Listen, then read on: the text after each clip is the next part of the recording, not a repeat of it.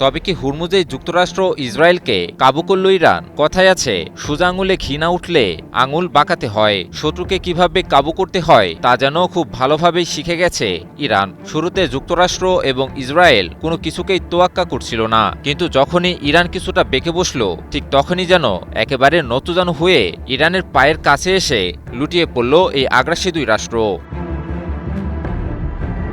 সম্প্রতি দক্ষিণ লেবাননে ইসরায়েলের অব্যাহত হামলার জেরে হরমুজ প্রণালী বন্ধ করে দেয় ইরান। দেশটির সামরিক কমান্ড জানায়, যুক্তরাষ্ট্রের সঙ্গে হওয়া সমঝোতার প্রথম দফাটি লঙ্ঘন করে লেবাননে আগ্রাসন চালানো হচ্ছে। এর জবাবে বিশ্বের অন্যতম গুরুত্বপূর্ণ এই জলপথটিতে জাহাজ চলাচল বন্ধ করা হয়েছে।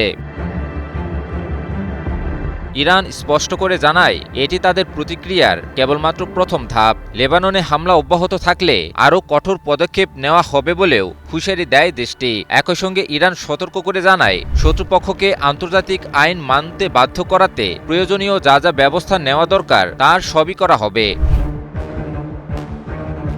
বিশ্লেষকদের মতে, হরমুজ প্রণালী বর্তমানে ইরানের সবচেয়ে বড় কৌশলগত হাতিয়ার, কারণ বিশ্বের গুরুত্বপূর্ণ জ্বালানি সরবরাহের বড় একটি অংশ এই পথ দিয়ে পরিবাহিত হয়। ফলে এই রুটে যে কোনো অস্থিরতা বৈশ্বিক অর্থনীতি ও জ্বালানি বাজারে তাৎক্ষণিক প্রভাব ফেলতে পারে।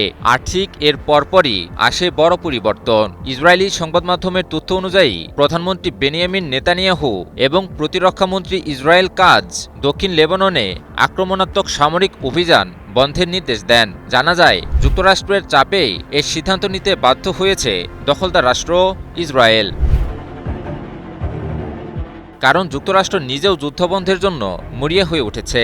বিশ্লেষকদের মতে, হরমুজ প্রণালী বন্ধ রাখা ইরানের সবচেয়ে শক্তিশালী দর কষাকষির উপায়, কারণ ইরান না চাইলে হরমুজ প্রণালী খোলা কারো পক্ষেই সম্ভব না। আর হরমুজ প্রণালী আর কিছুদিন বন্ধ থাকলে তা খোদ যুক্তরাষ্ট্রসহ বিশ্বব্যাপী জ্বালানি ও অর্থনৈতিক সংকট ভয়াবহ আকার ধারণ করত।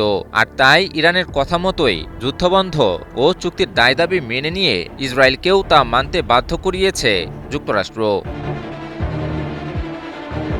আমি ভরসা রাখি হিরন স্মার্ট ওয়াটার পিউরিফায়ারে। অর্থাৎ সামরিক শক্তির পাশাপাশি অর্থনৈতিক ও কৌশলগত চাপও যে যুদ্ধের গুরুত্বপূর্ণ অস্ত্র হতে পারে, সাম্প্রতিক ঘটনা প্রবাহ যেন সেই বার্তাই দিচ্ছে। আর হরমুজ প্রণালীকে কেন্দ্র করে মধ্যপ্রাচ্যের নতুন এই সমীকরণে আপাতত সুবিধাজনক অবস্থানেই রয়েছে তেহরান। ইমন আলী, নিউজ 24।